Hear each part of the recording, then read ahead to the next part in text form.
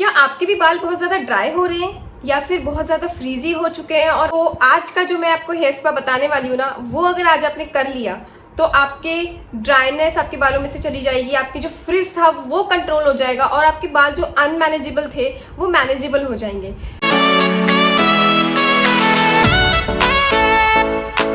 Guys, कैसे हैं आप लोग? आई होप कि आप लोग बहुत अच्छे होंगे और बहुत खुश होंगे।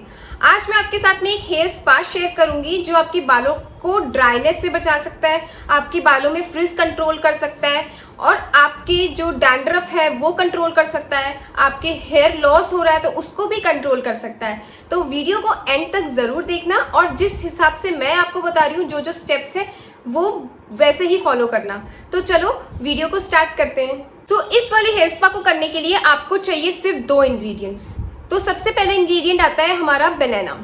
तो बनाना, जैसे मैंने अपने लेंथ के अकॉर्डिंग, बालों की लेंथ के अकॉर्डिंग सिर्फ 2 बनाना लिए थे, तो आप अपनी लेंथ के हिसाब से बनाना ले सकते हैं। और बनाना जो है आपको या तो मतलब इस तरह से होना चाहिए, वो ना ज़्यादा कच्चा ना ज़्यादा पक्का, ठीक है, बीच का बनाना के छोटे छोटे पीसेस करके आपने एक मिक्सी ग्राइंडर के अंदर उसको डाल देना है। और ध्यान रखना कि जो मिक्सी ग्राइंडर होता है वो हम लोग बहुत सारी चीज़ों में इस्तेमाल करते हैं, ठीक है। तो ध्यान रखना कि वो थोड़ा जो ग्राइंडर है वो साफ़ होए, क्योंकि ऐसा ना हो कि उसमें मसालों की थोड़ी सी स्मेल आ रही हो या फिर किसी और चीज़ की स्मेल हो, वो एकदम साफ़ हो। बनाना जो हम लोग यहाँ पे यूज़ कर रहे हैं उसका काम है हमारे स्कैल्प को मॉइस्चराइज रखना, मतलब हमारे स्कैल्प में जो ड्राइनेस आ रही है उसको कंट्रोल करना, हमारे बालों में जो फ्रिज आ रहा है उसको कंट्रोल करना, या फिर अगर आपकी डैंड्रफ है उसको भी वो कंट्रोल कर लेगा, ठीक है। तो बनाना हमें यहाँ पे फर्स्ट इंग्रेडिएंट यूज़ करना है। सेकेंड इंग्रेडिएंट हमारा यहाँ पे मेन इंग्रेडिएंट है, वो है एलोवेरा, ठीक है।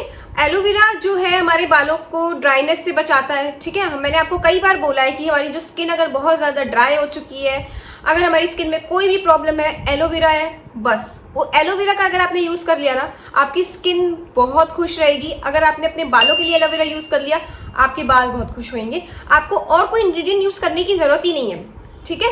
कोई भी चीज़, हम लोग क्रीम लगा रहे हैं, ये लगा रहे हैं, वो सब कुछ करने की जरूरत नहीं है। सिर्फ एक सिंपल एलोवेरा का पौधा आप अपने घर पे लेकर आइए और उसकी बीच से लीफ काटो और बस चेहरे पे लगा लो। लेकिन यहाँ हम लोग चेहरे की बात नहीं कर रहे हैं, हम लोग यहाँ पे बालों की बात कर रहे हैं, ठीक है। तो आपको क्या करना है, एक लंबी सी लीफ काटनी है उसकी। जैसे हम लोग लीफ काटते हैं ना, तो जहां से हम लीफ काटते हैं उसका येलो पार्ट निकलना चालू हो जाता है, तो वो हमारी स्किन और बालों के लिए अच्छा नहीं होता। तो जब भी आप एलोवेरा लीफ यूज करें तो आप पहले जब भी लीफ काटते हैं पौधे में से, उसको थोड़ी देर मतलब स्ट्रेट रख के आप उसको पानी के अंदर एक मग ले लीजिए और उसके अंदर पानी ले लीजिए और उस लीफ को उसके अंदर रख दीजिए। तो उसका जो भी येलो पार्ट है ना, वो सारा पानी में आ जाएगा और वो जो एलोवेरा है फिर आप यूज कर सकते हो। 15 मिनट के बाद आपने एलोवेरा की लीफ के जो साइड से कांटे वाला पार्ट होता है वो सारा निकाल के एलोवेरा को 2 पार्ट में डिवाइड करना है और उसमें से जितना भी जेल है ना, जितना भी अच्छे से जेल को निकाल सकते हैं उतना अच्छे से निकाल लेना और उसको किसी एक प्लेट में रख लेना। और निकालने के बाद जो भी एलोवेरा बचे, उसमें थोड़ा बहुत जेल तो रह ही जाता है, देखो है ना, वो निकल नहीं सकता लेकिन वो थोड़ा बहुत रह जाता है, तो उसको अपने हाथ में लगा लेना, मुंह पे लगा लेना, किसी भी चीज़ की वेस्टेज मत होने देना, ठीक है। उसके बाद जो आपने एलोवेरा का जेल निकाला है वो अपने बनाना वाले मिक्सचर में डाल देना है, ठीक है। और फिर इन दोनों मिक्सचर को अपने पूरे ग्राइंडर में रख देना है। तो अब हमारे ग्राइंडर में 2 चीज़ें हो गई, एक तो हमारा हो गया बनाना, एक हो गया हमारा एलोवेरा जेल। अब तीसरा इंग्रेडिएंट ऑप्शनल है। देखो, अगर आपने ऑलरेडी बालों में तेल लगा रखा है तो आप ये ऑयल नहीं डालोगे, ठीक है। और अगर आपने ऐसे ही आपने बालों में ऑयल नहीं लगा रखा है और आप ये हेयर स्पा करने जा रहे हो तो भी उसमें कोई दिक्कत वाली बात नहीं है। आप क्या करोगे, जो आपका बनाना और एलोवेरा जेल है ना, उसमें आप कोकोनट ऑयल अराउंड 2-3 चम्मच आराम से आप डाल सकते हो। वो 3 चम्मच कोकोनट ऑयल डालने के बाद ये तीनों इंग्रेडिएंट्स को आपने अच्छे से ग्राइंड कर लेना है। बनाना का मोटे मोटे पीस नहीं रहने चाहिए, सारा का सारा मिक्सचर एकदम स्मूथ क्रीम जैसा बन जाना चाहिए। ग्राइंड करने के बाद इसे आप एक नई क्लीन बोल के अंदर पूरा ट्रांसफर कर लेना और फिर आप इसको एप्लीकेशन आपको लगाना स्टार्ट कर लेना है। अब किस तरह से हमें एप्लीकेशन लगानी है वो मैं आपको बताती हूँ।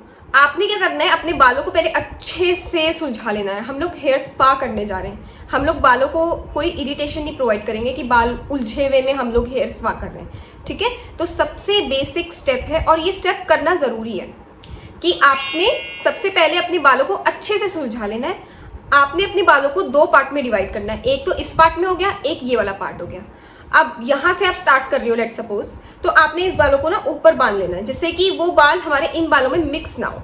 ठीक है, ये सबसे इजी स्टेप्स है जो मैं आपको बता रही हूँ, आप इसी तरह से फॉलो करना, आपको परेशानी नहीं होगी किसी चीज़ की। ठीक है, तो आपने ये वाले बाल बांध लिए और इन बालों में लगाना चालू कर दिया। तो आप सबसे पहले, हम लोग अपने स्कैल्प में ड्राइनेस कम करना चाह रहे हैं, है ना, तो सबसे पहले स्कैल्प पे लगाना चालू करो। थोड़ा थोड़ा स्कैल्प पे लगाया, मैं आपको यहाँ दिखा दूंगी, और इस तरह से आपने हल्का हल्का हर जगह स्कैल्प पे लगा लिया।